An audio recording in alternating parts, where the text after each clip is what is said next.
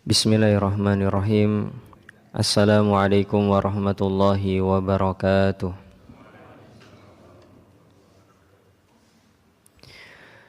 Alhamdulillah wassalatu wassalamu ala Rasulillah wa ala alihi wa ashabihi wa man tabi'ahum bi ihsanin ila yaumil qiyamati, amma ba'd. Bapak Ibu hadirin rahimani wa rahimakumullah yang semoga selalu dirahmati Allah Subhanahu wa taala. Di kesempatan pagi hari ini kita bersyukur dan memuji Allah Subhanahu wa taala atas segala limpahan nikmat dan karunia yang masih Allah anugerahkan kepada kita semua. Alhamdulillah, Allah masih menjadikan kaki kita bisa kita gunakan untuk berjalan, tangan kita masih bisa kita gerakkan dan bisa kita gunakan untuk menggenggam, telinga kita pun masih bisa digunakan sebagai alat pendengaran, mata kita juga masih bisa digunakan sebagai alat penglihatan, hidung kita pun masih lancar membantu alat pernafasan, lisan kita juga masih bisa membantu kita untuk mengungkapkan isi hati dan juga perasaan.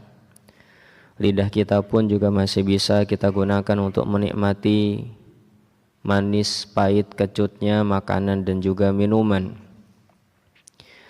Tidak lupa Allah masih menganugerahkan kepada kita keislaman dan juga keimanan. Semoga semuanya bisa kita syukuri kepada Allah Subhanahu wa taala, dan semoga dengan syukur kita Allah Subhanahu wa taala menjaga nikmat-nikmat yang sudah ada dan terus menganugerahkan berbagai kenikmatan yang mungkin belum pernah kita rasa. Amin ya rabbal alamin. Kemudian salawat serta salam semoga selalu tercurah dan terlimpahkan kepada uswah hasanah kita Nabi besar Nabi Agung Muhammad sallallahu alaihi wasallam beserta keluarga, sahabat dan orang-orang yang mengikuti beliau dengan baik hingga akhir zaman nanti. Bapak Ibu yang dimuliakan Allah Subhanahu wa taala, tema pembahasan kita pada kesempatan pagi hari ini adalah ayat terakhir yang dibawakan oleh Imam An-Nawawi di bab ketiga tentang kesabaran, sebelum nantinya kita masuk ke hadis-hadis Nabi SAW yang mengajarkan kita tentang kesabaran. Dan di bab ketiga ini Bapak Ibu yang dimuliakan Allah Subhanahu wa taala, kita diajari banyak hal oleh Imam An-Nawawi rahimahullahu taala, karena dalam menyebarkan kebaikan kita butuh kesabaran, dalam menjalankan kewajiban kita juga butuh kesabaran, dalam melawan keinginan-keinginan buruk pun kita juga butuh kesabaran. Dalam berkeluarga, menjadi pasangan butuh kesabaran. Untuk menjadi orang tua butuh kesabaran. Untuk menjadi anak butuh kesabaran. Untuk menjadi murid butuh kesabaran. Untuk menjadi guru butuh kesabaran. Menjadi masyarakat butuh kesabaran. Menjadi pemerintah juga butuh kesabaran. Dan kalau kita tidak punya kesabaran, maka urusan-urusan kita malah semakin sulit. Dan dengan kesabaran juga maka kemungkinan besar Allah juga akan memberikan pertolongan kepada kita, ya. Karena rumus pertolongan Allah Subhanahu wa taala adalah dengan kesabaran, ya. Sebagaimana firman Allah Subhanahu wa taala, ista'inu bis sabri was salah, teruslah meminta pertolongan kepada Allah Subhanahu wa taala dengan sabar dan salat. Dan kebersamaan Allah Subhanahu wa taala bersama dengan orang-orang sabar Bapak Ibu, maka bisa kita ibaratkan dengan seseorang yang berkeliling di sebuah bangunan lantai 10 dengan presiden misalkan. Misalkan kalau di Indonesia dengan Presiden Prabowo ataupun sekretaris kabinet misalkan. Maka setiap ruangan bisa kita masuki tanpa ada hambatan. Kita mau pergi kemana, selama kita bersama orang-orang besar, maka ruangan tersebut tidak bisa menolak kita. Bahkan bisa jadi kita diminta untuk berjalan bersama dengan mereka di karpet merahnya. Kenapa kok itu terjadi? Karena kita dibersamai oleh orang-orang besar tersebut. Setiap lantai akan menyambut kita. Mungkin kita juga akan dikenalkan dengan orang-orang yang di sana.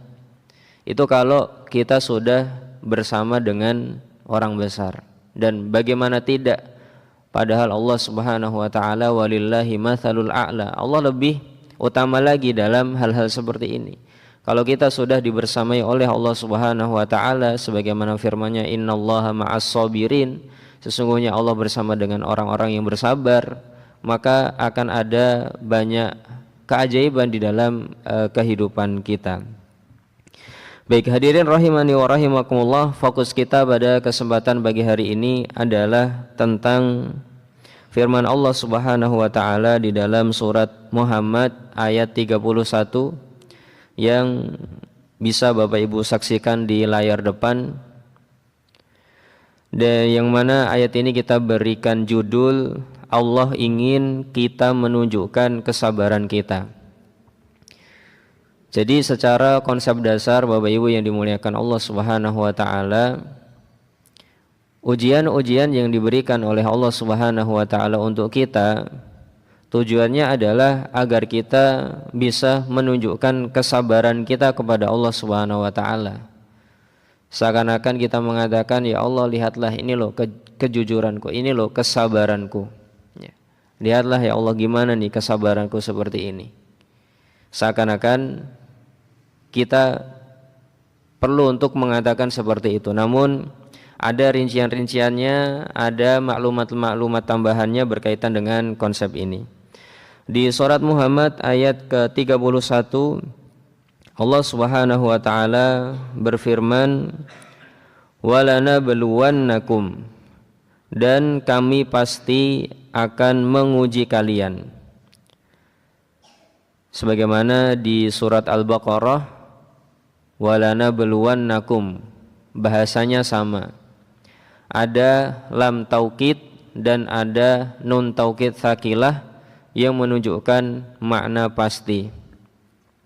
Kalau beberapa waktu kemarin saya bertanya kepada beberapa orang kajian di Salatiga, gimana sih Pak caranya menunjukkan kalimat kepastian kepada orang-orang Salatiga?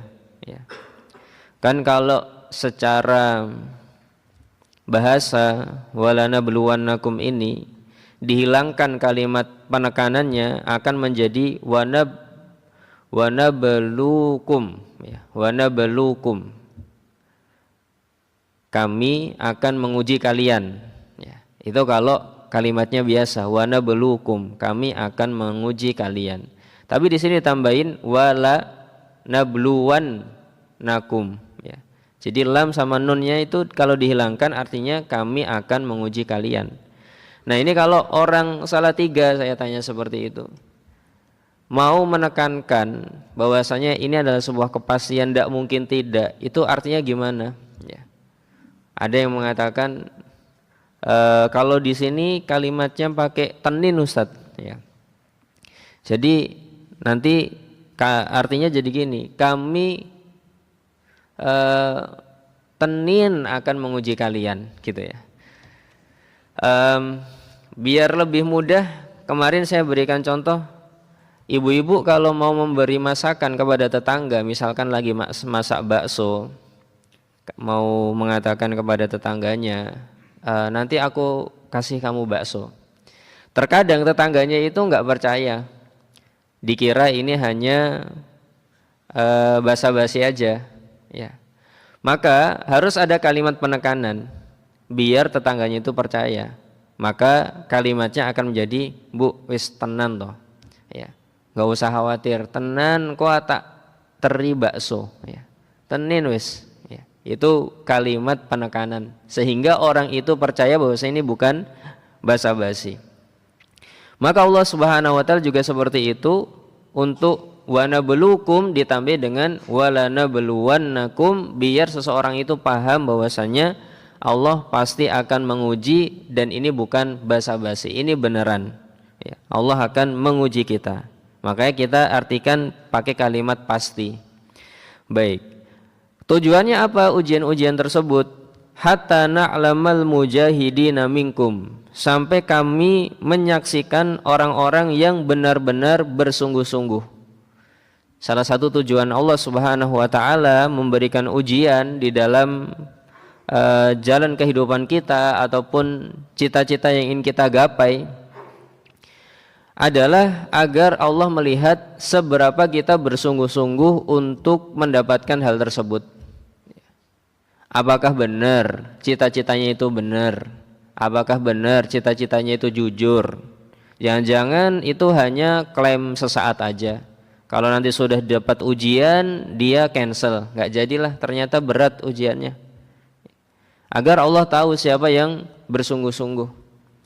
Maka di sini kita juga mendapatkan informasi kalau kita pengen sukses, maka kita harus tahan terhadap ujian-ujian tersebut. Kalau cita-cita kita jujur, ya kita harus benar-benar bersungguh-sungguh untuk melawan ujian-ujian tersebut. Kemudian yang kedua tujuannya adalah was-sabirina, maksudnya wa hatta na'lamas sabirina, sampai kami juga mengetahui siapa orang-orang yang bersabar dengan ujian-ujian tersebut.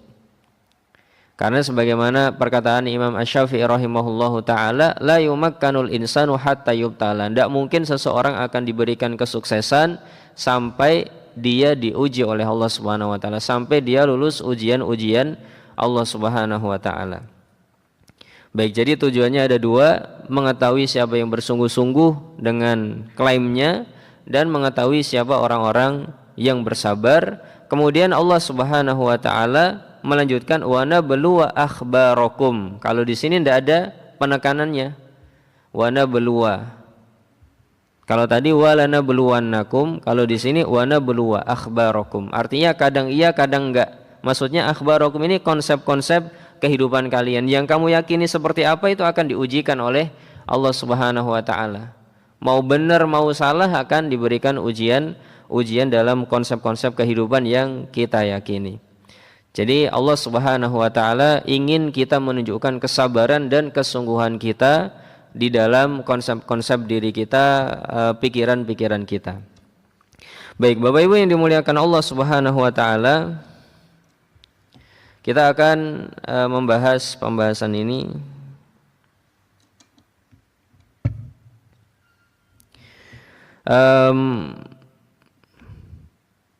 Pelajaran pertama yang bisa kita ambil dari ayat ini adalah pasti Allah akan menguji kita. Sebagaimana tadi kita sebutkan, pasti Allah akan menguji kita. Dan ini sebagaimana yang disebutkan oleh Imam At-Tabari rahimahullahu taala, bahwasanya yang namanya dunia itu adalah negeri ujian. Ini harus menjadi mindset kita. Ada mindset namanya dunia adalah negeri ujian. Baik, kata Imam At-Tabari rahimahullahu taala, akhbarallahu subhanahu al-mu'minina, Allah Subhanahu wa taala mengabarkan kepada orang-orang yang beriman, annad dunya darobalain, bahwasanya dunia ini adalah negeri ujian, wa annahu mubtalihim fiha, dan Allah Subhanahu wa taala akan menguji manusia di dunia ini. Baik. Kemudian Bapak Ibu yang dimuliakan Allah Subhanahu wa taala, apabila seseorang tidak paham konsep ini, maka akan ada masalah dalam kehidupannya. Kalimat berikutnya, jika kita tidak tahu atau tidak punya konsep ini di dalam kehidupan kita,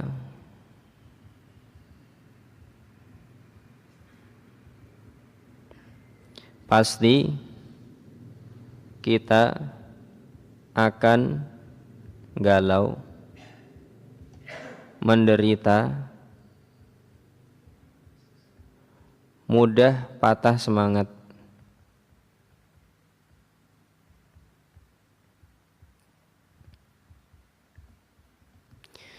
Jadi Bapak Ibu yang dimuliakan Allah Subhanahu wa taala, kalau seseorang tidak tahu atau tidak punya atau mungkin salah persepsi bahwasanya dunia itu bukan negeri ujian, atau mungkin seseorang merasa ya dunia itu tempat peristirahatan, tempatku bersenang-senang misalkan, meskipun itu boleh-boleh saja Bapak Ibu ya, tapi ini konsep dasarnya. Kalau dia tidak tahu dunia itu negeri ujian, dia nggak punya konsep ini, atau mungkin dia malah salah paham, maka dalam kehidupannya akan banyak galaunya, banyak menderitanya, dan mudah patah semangatnya. Ya, karena ternyata dalam kehidupannya nggak lancar-lancar terus. Ya, ada masalah-masalah dalam kehidupannya. Bagi orang yang paham, oh ini ujian bagiku. Sebagaimana para sahabat dulu ketika mendapatkan ujian-ujian, ya, seperti di perang Hamraul Asad, yang mana Nabi SAW baru saja selesai perang Uhud, banyak sahabat yang wafat, kemudian Nabi juga patah giginya, gigi serinya, kemudian bagian pipinya tertusuk besi dari helmnya, helm perangnya. Banyak sahabat yang tersayat-sayat kulitnya. Namun habis itu berangkat ke daerah Hamraul Asad untuk perang lagi. Dan mereka tidak hilang imannya, tidak mengatakan kok Allah nggak nolong kita sih, kok Allah sudah memberikan kekalahan seperti ini, habis ini kita suruh perang lagi, ya. Nggak ada istirahatnya, karena cuman H+1 habis itu berangkat lagi Bapak Ibu. Nggak ada jedanya yang begitu lama, nggak ada istirahatnya, mungkin capek-capeknya masih ada, tapi berangkat lagi. Dan mereka bertambah keimanan, fazadathum imana, malah tambah keimanannya.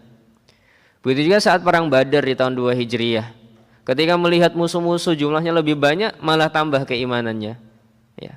Karena dia tahu, atau para sahabat tahu bahwasanya ya dunia ini ujian kita. Kita harus melawannya, harus menghadapinya. Tidak patah semangat, ya, tidak galau. Pokoknya maju aja, ya. Gitu. Baik, jadi kalau tidak paham konsep ini, tidak punya konsep ini, hidupnya banyak galaunya, banyak menderitanya. Baik. Jadi kita bisa membayangkan ya Bapak Ibu, orang yang salah sangka diajak pergi ke warung makan misalkan. Kita nyangkanya akan diajak ke warung makan kesukaan kita. Namun ternyata orang yang ngajak kita makan ke warung makan kesukaan dia. Yang mana antara kesukaan kita dan dia berbeda. Bagaimana itu terjadi dalam kehidupan kita Bapak Ibu? Yang tadinya sudah membayangkan makanan-makanan enak, ternyata kita diajak ke warung makan kesukaan seseorang. Contoh, seseorang sukanya makanan asin, ya, asin pedas. Ya, diajak ke warung soto misalkan.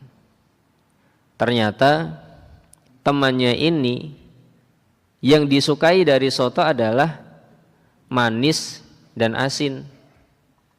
Yang satu tadi pedas sama asin. Sudah beda itu Pak. Padahal cuman ada tambahan atau perbedaan asin sama manis. Ada manis apa enggak? Itu sudah beda. Semangat makannya sudah berbeda. Itu bisa kita bayangkan bagaimana seseorang kecewa, ya, karena dia sudah membayangkan soto yang rasanya gurih, asin, pedas. Ternyata soto di sana ada manis-manisnya, nggak akan semangat. galau, menderita. Ya. Gara-gara apa? Gara-gara tidak sesuai dengan ekspektasi dirinya. Ya. Kalau sesuai dengan ekspektasi dirinya dia bahagia. Nah itu yang perlu kita pahami seperti ini. Kalau tidak tahu dunia itu negeri ujian, pasti akan ada menderitanya, ada galonya, akan mudah patah semangatnya dalam menghadapi segala ujian-ujian yang ada. Baik, ya. Contohnya seseorang yang salah paham dengan dunia seperti apa Ustadz? Misalkan seseorang menyangka dunia itu tempat penghargaan, ya. Tempat penghargaan. Maka saat dia tidak dihargai oleh seseorang, dia menderita di sini, Pak. Karena dia menyangka dunia tempat penghargaan. Di dunia ini ya aku harus dihargai oleh seseorang. Maka dia akan menderita kalau tidak dihargai. Dunia itu ya tempat kesenangan misalkan. Maka saat dia tidak senang, dia menderita. Di dunia itu adalah tempat tidak diganggu orang. Tidak diganggu orang. Ya nggak bisa, pasti kita akan diganggu orang di dunia ini. Tidak mungkin tidak. Ya, dunia itu tempat tanpa kekecewaan. Ya, jadi masalah menderita nanti. Karena kalau kita sudah berharap kepada manusia, kita akan sering kecewa. Dunia itu tempat tanpa ujian misalkan, maka dia juga akan kecewa. Ini kesalahan-kesalahan persepsi terhadap dunia. Memang ada penghargaannya, memang dihalalkan kesenangannya, memang kita berharap tidak diganggu orang, kita berharap tidak kecewa, kita berharap lulus ataupun tidak diuji yang berat-berat oleh Allah Subhanahu wa taala. Memang seperti itu. Ya, harapan kita memang seperti itu, tapi kita harus sadar bahwasanya dunia bukan tempat penghargaan, sehingga nanti kalau kita dapat penghargaan kita malah bersyukur. Kalau kita menyangka dunia itu bukan tempat kesenangan, maka nanti kalau kita senang kita malah bersyukur. Kalau kita menganggap dunia itu adalah tempat diganggu orang, nanti kalau kita nggak diganggu orang jadi bersyukur. Dunia itu tempat kekecewaan, kalau kita nanti nggak kecewa kita jadi bersyukur. Kalau kita menganggap dunia itu adalah tempat ujian, pas kita nggak diuji kita bersyukur. Tapi kalau sebaliknya jadi masalah. Dunia tempat penghargaan, nggak dihargai sekali kecewa. Dunia tempat kesenangan, nggak senang sekali menderita. Dunia tempat tidak diganggu orang, diganggu orang sekali menderita. Dunia tempat tanpa kekecewaan, kecewa sekali sedihnya luar biasa. Dunia tempat tanpa ujian, diuji sekali juga daunnya luar biasa. Jadi gara-gara merubah persepsi, kita jadi berubah pikirannya Bapak Ibu. Maka ini disebut dengan perubahan pola pikir. Dan itulah tujuan kita kalau ngaji. Karena kalau ngaji itu tujuannya adalah merubah pola pikir yang mempengaruhi sikap kita. Kalau para psikolog itu mendesain ya, sebuah batu yang mengapung di lautan, ini namanya laut. Ya, ini air laut. Maka sebenarnya batu yang mengapung itu ada batu yang di bawahnya. Nah, batu di atas ini disebut dengan sikap yang tampak dari kita, ucapan kita ataupun perbuatan kita ataupun detak jantung kita nanti yang diukur. Ya. Kemudian mimik wajah kita juga ini yang terlihat, orang bisa melihat, bisa dengar ya, dari sikap-sikapnya. Dan ini semua Bapak Ibu dipengaruhi oleh banyak hal di bawah sini. Ada yang disebut dengan akal atau kognitif. Nah disinilah peran kita untuk merubah mindset ini tadi. Karena kalau berubah pola pikirnya, sikapnya sudah langsung berubah. Dan sebenarnya nanti kita tujuannya merubah itu lebih dalam lagi merubah otomatisasi sikap. Otomatisasi sikap. Di mana otomatisasi sikap ini? Namanya alam bawah sadar di sini. Karena ketika kita ngaji, ini hanya disimpan di memori jangka pendek kita.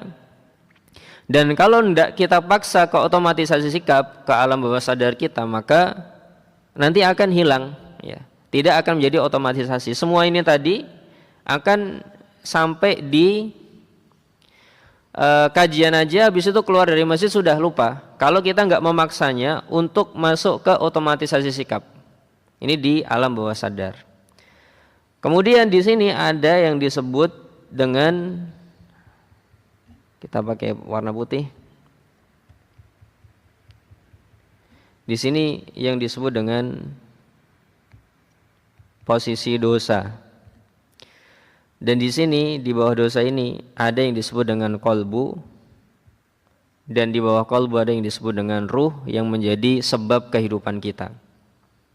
Di dalam ilmu psikologi barat, maka batas pembahasan mereka ada di sini.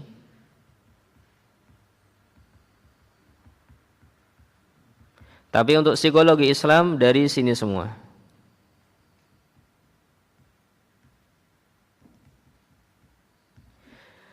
Dan yang mempengaruhi si akal ini Bapak Ibu, ya ilmu-ilmu kita. Dan kalau enggak kita bekali ilmu yang menyerang akal kita adalah nafsu dan juga setan. Itu yang akan mempengaruhi. Makanya setan hanya bisa masuk melalui akal di sini. Makanya pertanyaan-pertanyaan setan seringkali ataupun jiwa kita, nafsu kita adalah beneran mau melakukan itu. Itu aja pertanyaannya. Karena hanya dengan ditanya seperti itu, kalau ilmunya nggak terlalu kuat, dia sudah akan meng-cancel apa yang akan dia lakukan. Cukup seperti itu. Jadi di sini yang akan diserang oleh syaitan dan hawa nafsu kita, akalnya saja. Dan nanti kalau sudah serangannya sering, bisa jadi akan masuk ke alam bawah sadarnya, sehingga tindakan-tindakannya sesuai dengan nafsu dan sesuai dengan syaitan. Mereka nanti tinggal membuatkan malnya, rumusnya, habis itu udah ditinggalin aja. Jadi sama seperti kita yang ngaji seperti ini Bapak Ibu, maka tugas kita telah membuat malnya, membuat petanya, membuat jalurnya. Nanti kalau sudah jadi udah ditinggalin aja kayak gitu terus. Makanya Nabi SAW mengibaratkan di sini, dosa di sini nih Bapak Ibu, bahwasanya seseorang itu kalau melakukan kebaikan maka akan ada titik putih di hatinya, dan kalau dia melakukan dosa maka akan ada titik hitam di hatinya. Kalau dia nanti sudah putih bersih terus, ya hatinya itu tertitiki dengan titik-titik putih terus, maka tidak akan ada yang membahayakan dia selama langit dan bumi masih ada, kata Nabi SAW. Namun kalau titik hatinya itu hitam, ya di sini sudah terpenuhi dengan dosa, dibungkus dengan dosa, jadi hitam, maka kata Nabi SAW, la ya'rifu ma'rufan wa la yungkiru mungkaron. Dia nggak akan kenal yang namanya kebaikan, nggak akan mengingkari yang namanya keburukan, dan dia hanya akan melakukan yang diinginkan oleh hawa nafsunya saja. Itu kata Nabi SAW di sebagian hadisnya. Ya. Wallahu alam di mana saya nulis, tapi ini hadis riwayat Imam Muslim, ya, berkaitan dengan konsep ini. Ya. Jadi kalau sudah putih bersih maka tidak akan ada yang mempengaruhi. Tapi kalau sudah hitam maka dia tidak tahu yang baik, tidak mengingkari yang jelek, dan apa yang diinginkan jiwanya sudah dilakukan. Karena sudah enggak punya efek di sini. Qalbu dan ruhnya sudah mati disebut. Ya, disebut sudah mati, sehingga dia hanya terpengaruhi oleh nafsu dan setan saja. Gimana caranya agar seseorang itu yang tadinya qalbu dan rohnya sudah enggak berpengaruh bisa berpengaruh lagi? Maka jawabannya dihilangkan di dosa-dosanya ini tadi Bapak Ibu. Kita ngajak dia mikir dengan pertanyaan kenapa, bukankah, ya, biar dia mikir. Karena kalau nggak mikir nggak bisa ini. Orang-orang yang sudah tidak baik dia harus disentuh dengan pola pikir. Ya. Kalau nanti sudah pola pikirnya berubah, nanti sikapnya akan berubah, kemudian semakin dalam membuat petanya, peta kehidupannya. Nah, tujuan kita di pembahasan sabar ini Bapak Ibu adalah mempertebal dinding ini. Dinding ini biar tebal, kemudian nafsu dan syaitannya tidak terlalu bisa mempengaruhi akal. Karena kita sudah mensenjatai akal ini dengan ilmu. Makanya sebagian ulama mengatakan syaitan itu lebih menganggap satu orang yang berilmu lebih berat daripada 1000 orang yang tidak berilmu.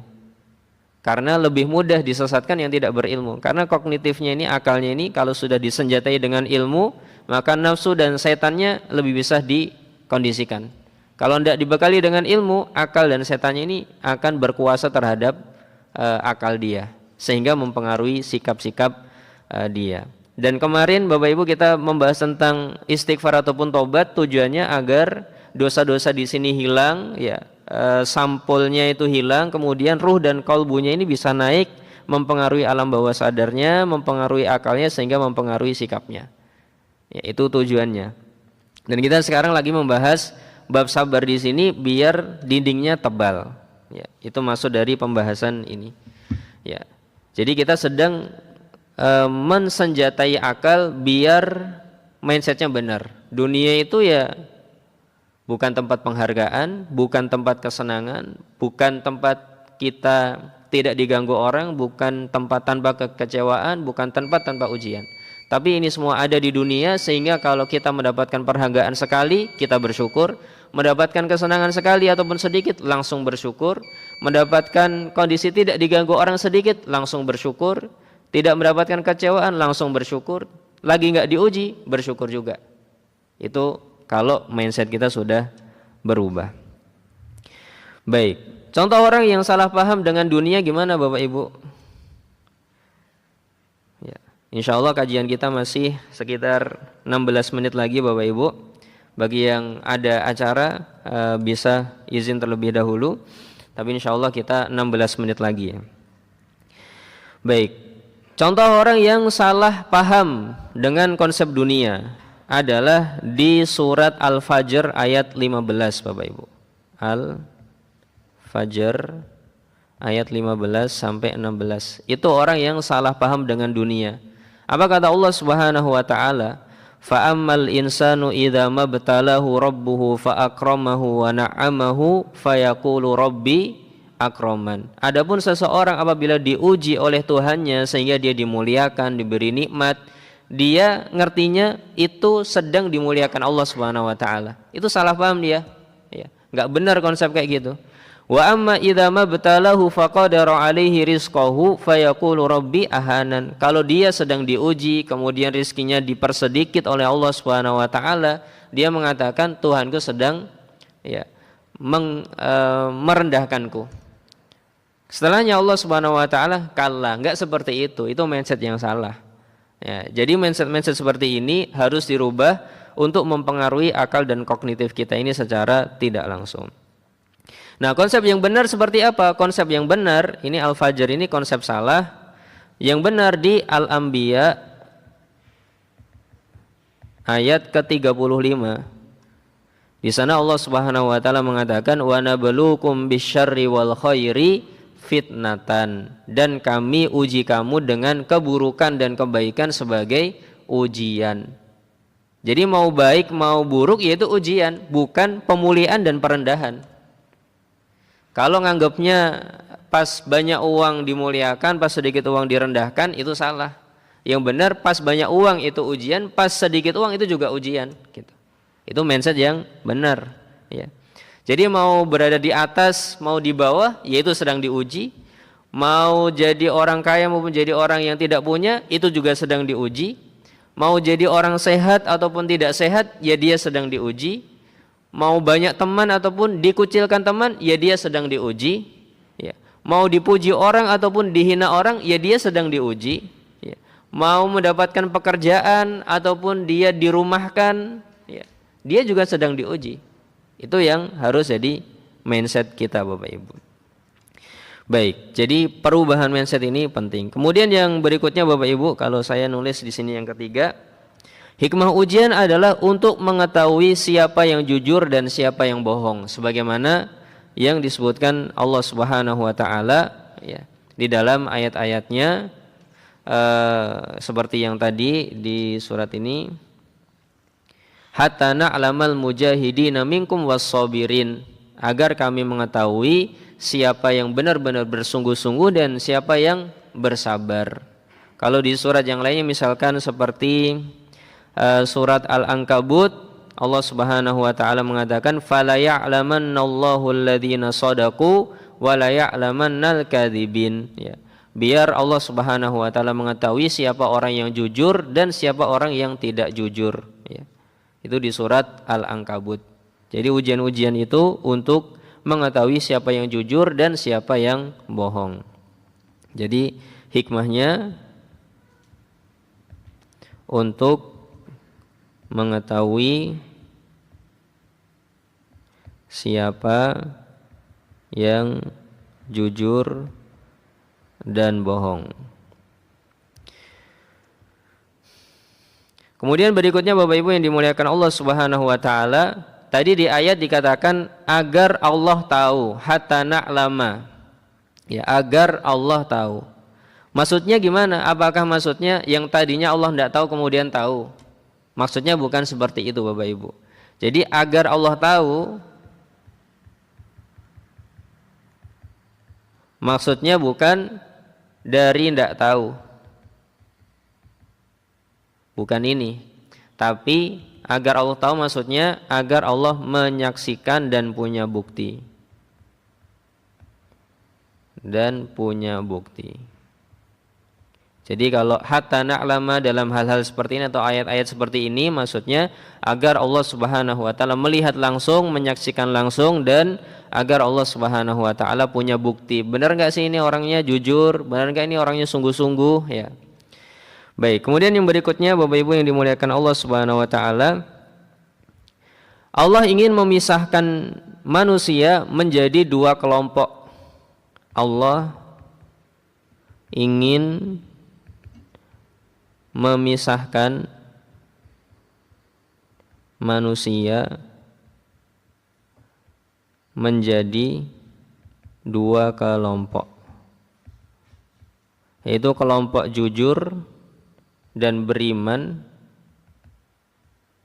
dan kelompok yang berdusta ya, atau lemah iman atau tidak beriman di sini ya, tidak beriman. Dan di sini ada tingkatan-tingkatan di antara keduanya. Dilihat dari seberapa jujur dan seberapa berimannya. Baik, kata Allah Subhanahu wa taala contohnya surat Ali Imran 154. QS Ali Imran ayat 154.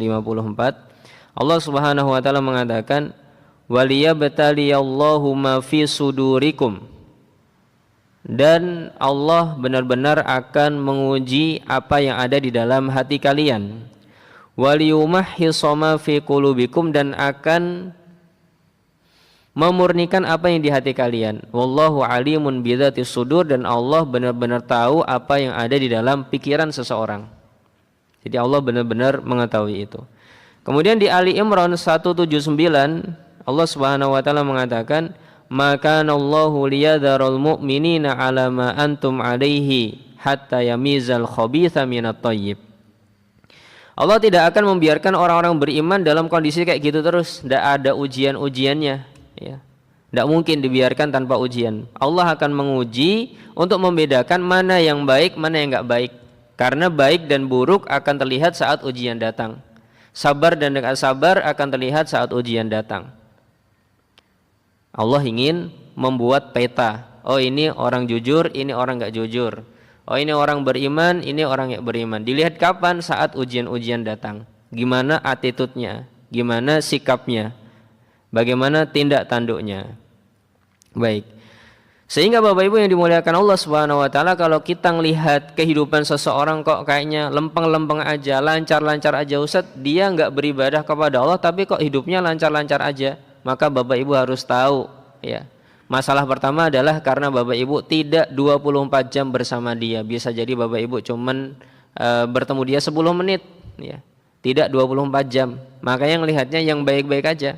Kalau kita bersama dengan dia 24 jam, ya, kita akan melihat gimana ujian-ujian Allah ada padanya. Makanya kadang kita terkagetkan dengan berita-berita ataupun yang semisalnya. Kok bisa, dan kok bisa. Ya. Karena semuanya menghadapi ujian masing-masing. Semua yang hadir di sini tanpa terkecuali, termasuk yang berbicara, juga mendapatkan ujian-ujian dari Allah Subhanahu wa Ta'ala. Jadi kalau semuanya diteliti, apa saja sih ujian Allah pada jenengan Pak? Wah, itu ceritanya bisa sejam 2 jam, nggak selesai Pak. Ya. Karena semua orang pasti diuji oleh Allah Subhanahu wa Ta'ala. Baik, kemudian di antara yang perlu kita sadari juga Bapak Ibu, keimanan adalah derajat yang tidak gratis. Jadi di dalam agama kita ini untuk menyatakan iman, aku ini orang beriman, ini enggak gratis ini klaim ini. Harus ada yang kita bayar. Sebagaimana Allah Subhanahu wa taala sebutkan dalam surat Al-Ankabut ayat 2 sampai 3. Ahasiban nas ayyutraku ayyaqulu amanna wa hum la yuftanun. Apakah orang-orang akan dibiarkan begitu saja mengatakan aku telah beriman kemudian tidak ada ujian? Tidak mungkin. Jadi klaim keimanan ini adalah klaim yang enggak gratis. Selama kita mengatakan aku beriman, maka akan ada ujian-ujian yang diberikan oleh Allah Subhanahu wa taala untuk membuktikan klaim kita tersebut. Baik, kemudian yang berikutnya Bapak Ibu yang harus kita sadari juga adalah meskipun seperti ini, kita jangan sok jago dan sok mampu. Ya, setelah kita tahu ini tadi Bapak Ibu bahwasanya kita akan diuji oleh Allah Subhanahu wa taala, maka kita enggak boleh sok jago dan sok mampu. Ya. Dan kita harus meminta perlindungan kepada Allah Subhanahu wa taala. Karena kalau kita sok jago dan sok mampu, pasti enggak mampu hasilnya. Ya. Kita pasti tidak akan mampu diuji yang berat-berat oleh Allah Subhanahu wa taala. Maka kalau bisa kita berlindung kepada Allah Subhanahu wa taala dari ujian-ujian tersebut, dan kalaupun kita pas diuji maka kita memohon pertolongan kepada Allah Subhanahu wa taala, jangan menjadi sok jago dan sok mampu karena pasti tidak akan mampu dan pasti tidak akan berhasil. Makanya setiap hari kita selalu berdoa iyyaka na'budu wa iyyaka nasta'in. Kepadamulah kami beribadah dan kepadamulah ya Allah kami mohon pertolongan. Karena enggak ditolong Allah tidak mungkin bisa kita membuktikan keimanan. Baik, kemudian Bapak Ibu yang dimuliakan Allah Subhanahu wa taala, di antara yang saya tulis adalah jika iman itu jujur maka dia akan kuat, tapi jika iman itu ya lemah, tidak jujur, maka pasti dia akan mundur. Dia mudah patah semangat ya. Enggak semangat lagi memperjuangkan keimanannya. Bahkan meskipun keberhasilan itu hanya 1%, seseorang akan berjuang terus. Itu kalau keimanannya jujur. Ya. Bahkan saat masa-masa tidak mungkin berhasil pun dia masih punya harapan kepada Allah Subhanahu wa taala, sebagaimana Nabi Muhammad SAW, Nabi Musa yang sering kita ceritakan pas di Gua Thur, sudah ada orang-orang kafir di atasnya. Ya, sampai Abu Bakar mengatakan, wahai Rasulullah, kalau mereka melihat ke arah bawah pasti melihat kita. Ya. Maka Nabi SAW mengatakan, tidak mungkin. Ya, apa prasangkamu dengan dua orang yang ketiganya Allah? Jangan khawatir, Allah bersama kita. Tidak patah semangat, tidak nggak mudah menyerah. Nabi Musa juga seperti itu. Di belakangnya sudah Fir'aun, di belakangnya sudah Laut Merah. Bani Israil sudah mengatakan kita pasti ketangkap nih Musa. Nabi Musa mengatakan kalla, tidak mungkin, innama iya Rabbi sayahdin, aku bersama Allah pasti Allah akan menolongku. Begitu seterusnya. Ini kalau keimanannya jujur kayak gitu, meskipun sudah enggak ada kesempatan logika untuk menyatakan berhasil, dia masih bisa mengatakan berhasil. Itu orang yang keimanannya kuat. Baik, kemudian Bapak Ibu yang dimuliakan Allah Subhanahu wa taala, yang perlu diingat juga kalau kita nanti sudah jujur ya, maka kita akan diberikan pahala unlimited ya, pahala tanpa batas oleh Allah Subhanahu wa taala. Dan kita harus tahu juga bahwasanya barang dagangan Allah Subhanahu wa taala itu mahal. Allah Subhanahu Nabi sallallahu alaihi wasallam mengatakan, ala inna sil'atallahi ghaliyah, ala inna sil'atallahi hiyal jannah. Ketahuilah barang jualan Allah itu mahal, dan ketahuilah barang jualan Allah itu adalah surga. Ya. Dan kemarin kita juga sudah menyatakan bahwasanya bersabar itu adalah kata Allah wa innaha lakabiratun illa 'alal khashiin. Sabar itu berat, susah, tidak mudah kecuali bagi orang-orang yang khusyuk, ya. Baik. Ya, kemudian yang ketujuh yang saya tulis di sini, dunia ini memang darul bala, tapi kita harus berlindung dan memohon pertolongan kepada Allah sebagaimana yang tadi. Kanal Fudail bin Iyad idza qara'a hadhil ayah baka. Ya, jadi Fudail bin Iyad Bapak Ibu yang dimuliakan Allah Subhanahu wa taala, kalau membaca ayat ini beliau nangis. Ya. Kami pasti akan menguji kalian sampai kami tahu siapa yang sungguh-sungguh dan siapa yang bersabar. Kami akan menguji mindset kalian. Beliau nangis kalau membaca ayat ini. Kemudian mengatakan Allahumma la tabtalna fa innaka idza balautana fadahtana wa hatakta astarana. Ya Allah, tolong jangan uji kami. Ya, langsung berdoa, ya Allah jangan uji kami. Sebagaimana tadi kita katakan, kita jangan sok jago dan sok mampu. Kita harus merendah di hadapan Allah Subhanahu wa taala. Ya Allah jangan uji kami. Karena kalau Engkau sudah menguji dan memberikan masalah kepada kami, pasti Engkau akan mampu untuk membinasakan kami dan membuka rahasia-rahasia kami. Ya. Semuanya akan terlihat kalau sudah ada ujian. Ya. Baik. Jadi konsep para ulama adalah merendah di hadapan Allah Subhanahu wa taala, tahu dunia itu darul bala tapi enggak sok jago dan tidak meminta untuk diuji oleh Allah Subhanahu wa taala. Ya, Nabi SAW juga mengatakan innas sa'ida laman junnibal fitana. Sesungguhnya orang yang bahagia itu adalah orang yang dijauhkan dari masalah-masalah. Beliau mengulangi itu 3 kali, innas sa'ida laman junnibal fitana. Orang yang bahagia itu adalah orang yang dijauhkan dari masalah-masalah. Beliau mengulangi yang ketiga kalinya, innas sa'ida laman junnibal fitana. Orang yang bahagia itu adalah orang yang dijauhkan dari masalah-masalah. Wala mani betuliya fasabara fawahan, ya. Dan alangkah beruntungnya orang-orang kalau diuji kemudian dia bersabar, ya. Ini kata Nabi SAW. Baik, Bapak Ibu yang dimuliakan Allah Subhanahu wa taala, sebagai kesimpulan kita adalah dunia adalah negeri ujian. Allah ingin melakukan pemetaan terhadap orang yang jujur keimanannya dan orang yang tidak jujur. Tidak ada keimanan yang gratis di dunia ini, dan Allah ingin kita menunjukkan kesabaran kita, dan Allah ingin kita membuktikan keimanan kita. Meskipun begitu, kita harus merendah di hadapan Allah Subhanahu wa taala, meminta perlindungan kepada Allah Subhanahu wa taala saat diuji, dan memohon kekuatan kepada Allah Subhanahu wa taala saat ujian datang, sehingga kita bisa lulus dengan baik. Saya ulangi lagi Bapak Ibu, kesimpulan kajian ini, dunia ini memang negeri ujian. Allah ingin melakukan pemetaan terhadap orang-orang yang jujur keimanannya dan orang yang tidak jujur keimanannya. Di dunia ini tidak ada keimanan dan klaim keimanan yang gratis. Allah ingin kita menunjukkan kesabaran kita dan kejujuran iman kita. Namun meskipun begitu, kita harus merendah di hadapan Allah Subhanahu wa taala sebagaimana Fudail bin Iyad tadi, meminta perlindungan kepada Allah Subhanahu wa taala sebelum diuji dan memohon pertolongan kepada Allah Subhanahu wa taala saat diuji. Semoga Allah Subhanahu wa taala menjauhkan kita dari ujian-ujian, semoga Allah menjauhkan kita dari masalah-masalah, sehingga kehidupan kita baik di dunia dan di akhirat Bapak Ibu. Allahumma inna na'udzubika min jahdil bala wa darakis syaqa wa su'il qada wa syamatatil a'da. Allahumma inna na'udzubika minal fitani ma dhahara minha wa ma batan.